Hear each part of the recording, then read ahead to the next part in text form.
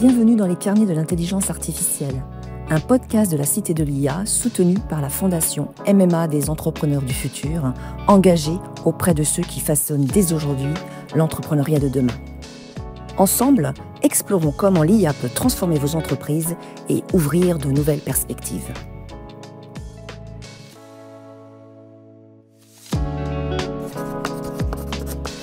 Dans des briefs, maintenant, il y a une obligation parfois de faire au moins une piste IA. Même la touch IA, tu vois, qui semble un peu artificielle, ça fait penser dans les années, 2000 peut-être, à la touche Photoshop, quoi. Tu vois, l'image photoshopée. Bah là, d'un seul coup, l'image IA peut plaire, séduire. Bonjour, je suis Manuel Davy et je vous souhaite la bienvenue dans les carnets de l'IA. Ce podcast, c'est l'occasion de vous partager les expériences de la communauté de celles et ceux qui font bouger l'intelligence artificielle. Pourquoi et comment adopter l'IA dans son entreprise ? Par où commencer ? Ou encore, quelles sont les bonnes pratiques pour performer ? Autant de questions auxquelles nous apportons des réponses avec des spécialistes du sujet. Bonjour à tous, j'ai le plaisir d'accueillir aujourd'hui Frédéric Fèvre, qui est expert en intelligence artificielle pour le marketing et la communication. Bonjour Frédéric. Salut Manu. Alors nous sommes aujourd'hui dans les locaux de Natif, la société qui réalise notre podcast à Marc-en-Barœul. Merci de t'être déplacé jusqu'à notre micro. La thématique qu'on a retenue aujourd'hui pour notre échange, c'est justement l'apport de l'intelligence artificielle dans les métiers du marketing et de la communication. Alors Frédéric, est-ce que tu pourrais te présenter pour nos auditeurs ? Avec grand plaisir. Donc, je m'appelle Frédéric Fèvre. Je travaille dans le marketing et la communication depuis quelques années. J'ai fait 25 ans en agence de communication et de marketing avant de travailler dans la tech. Oui. Ce qui m'a fait passer le cap, c'est que, évidemment, la communication s'est beaucoup digitalisée. Donc, j'ai connu un peu l'avant digital, l'après digital, et ensuite j'ai attaqué le marché du digital sous l'angle des data et notamment aussi du parrainage digital. Donc j'avais monté une boîte qui s'appelait Goodfather et qui faisait du parrainage digital, ce qui m'a permis de découvrir ensuite tout ce qui était CRM et notamment le CRM boosté à l'IA. D'accord. Et je me suis posé la question à ce moment-là. C'est formidable de pouvoir faire des arbitrages chaque matin sur des fichiers de 1, 2, 5, 10 millions de consommateurs et d'avoir vraiment des informations hyper pointues sur chaque ligne de consommateurs. Mais après, comment allons-nous faire pour envoyer à la volée des messages hyper personnalisés avec une création hyper personnalisée à tous ces gens, donc avec le tone of voice qui va bien, avec finalement le format qui va bien, sur le canal qui va bien. Et là est apparue à ce moment-là l'IA générative. Et tout de suite, voilà, ça m'intéressait et j'ai fait une ou deux conférences et puis est arrivé ChatGPT quelques mois après, Midjourney quelques mois avant et puis voilà, ça a été d'un seul coup une espèce d'explosion, d'enchaînement et qui m'a amené à faire beaucoup de conférences, beaucoup de formations pour les agences mais aussi les services marketing puisque ce que je dis aux agences, il faut qu'elles se préparent parce qu'en face ils ont des clients qui connaissent de plus en plus et de mieux en mieux le sujet. Et puis effectivement à aborder le sujet de la créativité d'abord parce que c'est avant tout ce qu'ils vendent. Même si de plus en plus sur le digital, il y a quand même beaucoup de performance qui est liée à cette activité. Alors tu as une actualité aussi puisque tu sors un livre qui s'appelle « Devenir une agence AI Ready » par Frédéric Fèvre. Donc j'invite nos auditeurs à acheter ce livre qui sera une synthèse et peut-être même un développement plus complet que ce qu'on va échanger aujourd'hui. Oui, tout à fait. Donc pour en venir à notre thématique, il y a beaucoup de sujets en lien avec le marketing et la communication. Il m'a semblé très intéressant de parler de la créativité. La créativité est questionnée avec l'arrivée des IA génératives. On peut faire des images. Est-ce qu'il y a encore besoin de créateurs ? Est-ce qu'il y a encore besoin de graphistes ? Est-ce que tu peux nous parler de cette thématique et donner un peu de concret et de vision sur ce sujet-là ? Oui, la créativité, moi, c'est l'angle que j'utilise pour rentrer dans le sujet de l'IA, car si on rentre par la productivité, on rentre pas tout à fait sur le sujet de la créativité. La créativité, ce qui est intéressant, c'est que même si les IA dites génératives, on est d'accord, c'est pas encore des IA créatives totalement. D'ailleurs, on n'utilise pas ce mot, IA créative. Donc, elles produisent des choses. Elles ont pas mal de capacités à produire vite. Néanmoins, je reste convaincu que dans le choix notamment lorsqu'il s'agit de marques, donc de petites ou de grandes marques, il faut garder de la cohérence, il faut garder de la réflexion, il faut garder de l'intuition. Et donc, lorsqu'une IA va te produire, 10, 15, 20 visuels, il faut quand même qu'il y ait quelqu'un qui arbitre, justement. Et puis, si tu peux évidemment demander à l'IA, qu'est-ce que tu penses de ces 3 créas ? Est-ce que tu peux me faire la sélection de 1 à 5 ? Quelle est la créa la plus pertinente ? Blablabla. Par rapport à un brief. Il y a un peu un conflit d'intérêts, finalement. Exactement. Mais voilà, au bout du compte, c'est quand même un être humain avec sa capacité de vivre la vie d'un consommateur, d'avoir été dans une boutique ou d'avoir rencontré des clients, d'avoir conduit une vraie voiture, d'avoir mangé une vraie pomme ou d'avoir bu un vrai jus de banane ou je ne sais quoi. Ouais. Donc il va pouvoir aussi juger si telle ou telle piste créative est la bonne ou pas. Oui, puis il y a aussi beaucoup d'intangibles dans la relation humaine et dans la communication et que l'IA, par définition, ne sait pas capter puisque c'est tout ce qui n'est pas dans les données. Exactement. Et je reste convaincu néanmoins qu'il y a un fort potentiel d'utilisation, c'est-à-dire que alors voilà, il y a toujours ce mot qui est un peu galvaudé d'augmentation, enfin voilà, on est augmenté, donc le créatif augmenté, tout ça, bon, c'est pas celui qui me plaît le plus comme mot, mais en tout cas, je trouve qu'il y a une opportunité, on va dire, donc pour réfléchir, pour brainstormer. Tu vois, je vois des créatifs par exemple qui utilisent Midjourney pour produire des images, mais en amont, ils font tout un travail par exemple de réflexion sur des mots-clés, de travailler sur des moodboards. Et à partir de ces moodboards, faire ressortir voilà des idées, des références à des artistes, à des sculpteurs, à des univers. Et à partir de là, produire un prompt donc qui vont rentrer dans Midjourney pour travailler sur les visuels. Mais ils font ce travail en amont de créativité en utilisant leurs neurones à eux. Donc ça, finalement, c'est relativement inchangé par rapport au process ancien, le travail de créativité, d'analyse et de création d'un moodboard. Ce qui a changé, c'est le moyen technique pour produire le visuel.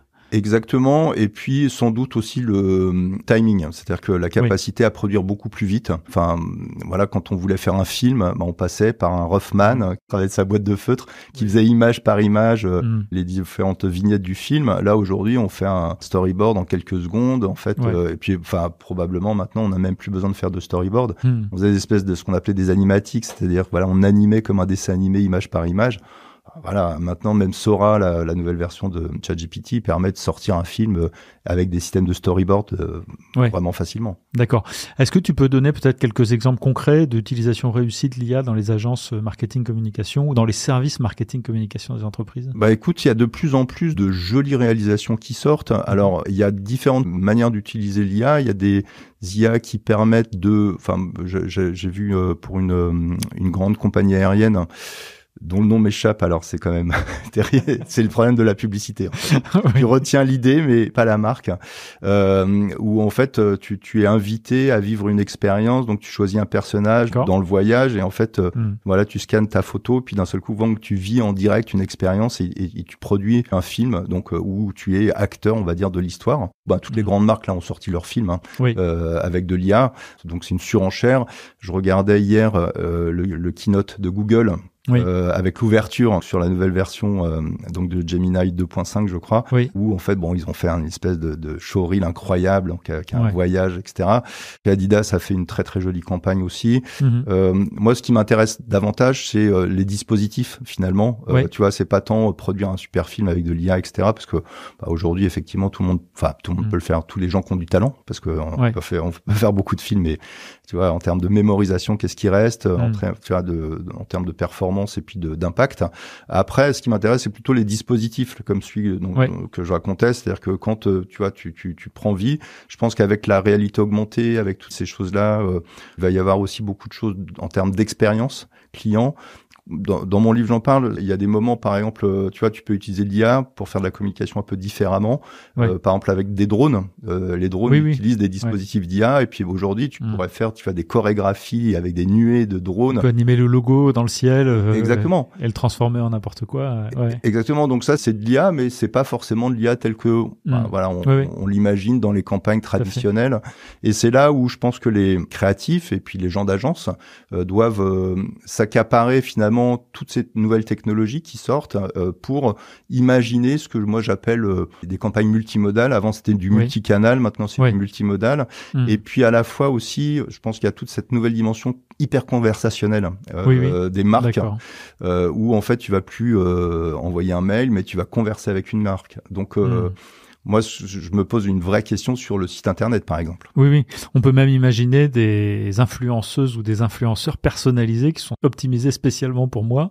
Et j'ai l'impression que c'est quelqu'un qui est la même pour tout le monde, mais en fait, non. Exactement. Et tu vas pouvoir choisir ça, à terme, et puis à partir de toute la data que tu vas collecter et peut-être 2-3 choix que tu vas faire, on va t'envoyer une conseillère virtuelle de marque qui va être de la même manière que de plus en plus de personnes ont une relation de plus en plus intime avec des machines. On peut imaginer que les marques vont créer cette intimité avec cette technologie. Très bien, merci pour ces premiers éclairages, ça nous amène à notre première question. Vous avez un message. Bonjour Frédéric. D'après vous, quels sont les avantages, mais aussi les limites, que vous avez pu observer chez les entreprises qui ont intégré l'IA dans leur stratégie de communication ? Alors, dans le domaine du marketing, il y a à la fois le monde des agences puis il y a le monde des annonceurs. Oui. Et donc, chacun peut y voir des avantages et des inconvénients. L'avantage, à mon sens en tout cas, c'est la rapidité, l'exécution, la productivité. C'est-à-dire qu'on peut effectivement, d'un point de vue agence en tout cas, produire davantage de choses lorsqu'on fait une compétition, un pitch, etc. Donc on peut arriver vraiment avec beaucoup avant, on venait avec un petit croquis, une petite idée, fallait faire des efforts incroyables, c'était une pièce de théâtre pour vendre son truc. Là, on peut produire quelque chose déjà de très très abouti et de très vendeur. D'accord. Après, l'inconvénient de ça, c'est de la réalisation. C'est-à-dire qu'on voit dans l'IA, par exemple, lorsqu'on veut modifier, on crée un film, lorsqu'on veut modifier quelque chose, c'est pas si simple parce que elle est un peu capricieuse, elle en fait un peu à sa tête. Et donc il n'y a pas toujours le résultat qu'on voudrait, quoi. Exactement. Mais c'est pas un peu la même chose avec un créatif, finalement? Exactement. Je suis absolument d'accord avec ça. Le créatif lui-même, il en fait un petit peu à sa tête. Et puis, mais voilà. Donc, le biais, en tout cas, qu'on peut avoir, c'est de prendre vraiment comme un exécutant l'IA, alors que l'IA, elle recalcule à chaque fois une image. Et donc, ça peut être assez capricieux. Donc, en finalisation, ça peut être un peu laborieux. Moi, je trouve qu'il y a un truc qui est très intéressant aussi pour les marques, c'est de travailler en mode un peu war room, c'est-à-dire de pouvoir travailler intelligence collective, donc créative, avec une intelligence artificielle au milieu de ça, pour produire ensemble rapidement et délivrer rapidement. Donc ça, c'est plutôt les points positifs. D'accord. Après, les points négatifs, en tout cas côté agence, évidemment, c'est que la tentation pour les annonceurs, ça va dire tu m'en fais plus pour le même prix ou tu m'en fais autant pour moins cher. Donc ça va être la difficulté de comment je me positionne. Faut continuer à vendre une valeur ajoutée au-delà de la technique finalement qui permet de générer les contenus. Exactement, puisque les agences fonctionnaient beaucoup sur le TJM, le toujours homme. Toujours homme, exactement, qui est plus compliqué à défendre aujourd'hui quand quelque chose que tu faisais en 3 jours, d'un seul coup tu peux le faire en 3 heures. Voilà, qu'est-ce que tu vends? Donc ça c'est l'aspect intéressant. De l'autre côté, on a le monde des annonceurs qui aussi peuvent avoir d'un seul coup des velléités créatives. Et c'est là un peu le risque, c'est quand tout le monde devient créatif. Alors moi je trouve ça formidable sur le papier, mais d'un seul coup quand tout le monde veut prendre la place du directeur de création et tout le monde arrive avec ses images qu'il a réalisées et ses accroches qu'il a fait avec ChatGPT et ses machins qu'il a fait avec Midjourney, le film à voir qu'il a fait avec sa grand-mère ou sa fille. Voilà, moi je me souviens il y a fort longtemps j'avais fait des films de pub où d'un seul coup tout le service marketing était OK, il trouvait ça génial, et puis finalement le président avait montré ça à sa femme qui aimait pas le rose, et puis comme malheureusement il y avait donc c'était un problème. Donc voilà, il y a ça, et puis non, je crains juste quand même, c'est une certaine impatience de tout le monde, c'est-à-dire que maintenant comme tout le monde produit extrêmement vite, l'IA est très très rapide, en quelques secondes ou quelques minutes, tu peux avoir quelque chose d'assez probant, où tout le monde exige des choses très très rapidement, et finalement, qu'on n'ait plus le temps de l'idéation. Un créatif ou un stratège a besoin de temps, de réflexion. La bonne idée, on la trouve pas forcément derrière son ordi. Ça peut être en se promenant, en discutant, buvant une bière. Voilà. Il y a un temps de maturation intellectuelle qui est nécessaire quand on veut créer d'une manière générale. Absolument. Et on se laisse plus ce temps et on tombe dans de l'hyperproduction sans fin. Et qui ne laisse plus justement cette part d'humain en fait dans ce processus créatif. Et donc je suppose que tu donnes des recettes pour pallier à ces problématiques-là dans ton livre. Oui. Écoute, en tout cas moi je prône l'hybridation absolue, le fait que effectivement l'IA permet d'hybrider des choses, c'est-à-dire que effectivement aujourd'hui si je prends des caricatures extrêmes, je peux faire un éléphant avec une tête de moineau qui se promène et qui s'envole pour aller attraper une boîte de chewing-gum dans le ciel, et ça va émerveiller les petits enfants. Donc ça, on peut le faire en quelques minutes, mais c'est pas pour autant que ça va créer une image de marque. Donc c'est comment on donne de la consistance à la communication, comment on prend le temps en fait de réfléchir aussi sur le long terme, comment on construit une marque, parce qu'en fait l'enjeu pour d'un service marketing comme un service de communication ou d'une agence, c'est de construire des marques. Et donc pour construire des marques, faut imaginer quelque chose qui vive sur le long terme, faut imaginer des choses qui se déclinent dans différents pays, faut imaginer que ça puisse vivre sur différents segments de consommateurs. Et voilà, et c'est pas parce que on va gérer le budget LVMH et que voilà, on va mettre des Lamborghini avec du LVMH, des hélicoptères, des yachts, etc. Et que on va pouvoir faire tout ça virtuellement, mais est-ce que ça aura du sens pour la marque? Probablement pas. En tout cas, ils le feront pas. D'accord. Merci pour ces premiers éléments de réponse. Ça nous amène à notre deuxième question. Vous avez un message. Comment les créatifs qui pouvaient être inquiets à l'égard de l'IA s'approprient aujourd'hui cet outil et se projettent dans le futur de leur métier? Alors, j'ai observé plusieurs attitudes, on va dire. Donc, il y a eu les early adopters qui se sont jetés dessus, sur Midjourney notamment. Et bon, avant, il y avait Stable Diffusion. Enfin, il y avait d'autres solutions, mais en tout cas, sur les IA génératives. Donc, certains, vraiment, se sont très, très vite accaparés des choses, ont fait des très belles productions. J'ai formé moi-même des équipes il y a 1 an et demi à peu près, et qui sont accaparés le sujet, et maintenant qui font du super taf et qui ont gagné plein de compètes. Et aujourd'hui, objectivement, le marché est curieux de ça. Donc, les annonceurs, dès qu'il y a le mot IA, c'est un peu comme dans les startups. Voilà. Ça aide à gagner des clients. Exactement. Ou en prospection, tout simplement. Dès que tu dis, j'ai un studio IA, faites voir, ça m'intéresse. Dans des briefs, maintenant, il y a une obligation parfois de faire au moins une piste IA, etc. Même la touch IA, tu vois, qui semble un peu artificielle, ça fait penser dans les années, 2000 peut-être, à la touche Photoshop, quoi. Tu vois, l'image photoshopée. Là, d'un seul coup, l'image IA peut plaire, séduire. Après, il y a des il y a des personnes qui sont accaparées le sujet très tôt et qui en reviennent un peu, notamment sur un peu les abus par rapport aux droits d'auteur, par rapport à des questions un peu éthiques, et le fait de peut-être contribuer aussi quelque part à produire et à aider la machine en fait à continuer de produire du synthétique. Moi, c'est ce que j'appelle un peu l'effet photocopieuse. Si tu fais une photocopie d'une photocopie d'une photocopie d'une photocopie, au bout d'un moment, il n'en reste pas grand-chose. Et donc si on laisse tourner ces IA en boucle à s'auto-alimenter, de données synthétiques et de créativité synthétique, qu'est-ce que ça va produire? Et sans compter effectivement le problème des droits d'auteur, on en parlait tout à l'heure, c'est-à-dire y compris sur le podcast, il y a cette solution que tu connais, Notebook LM, là, qui permet maintenant en langage français de produire un podcast en quelques secondes, en quelques clics, avec très peu de données.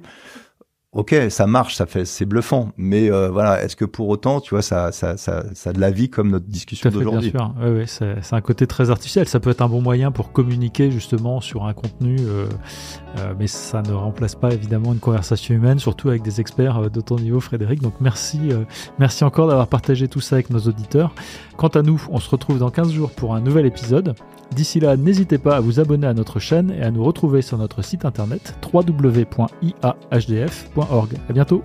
À bientôt.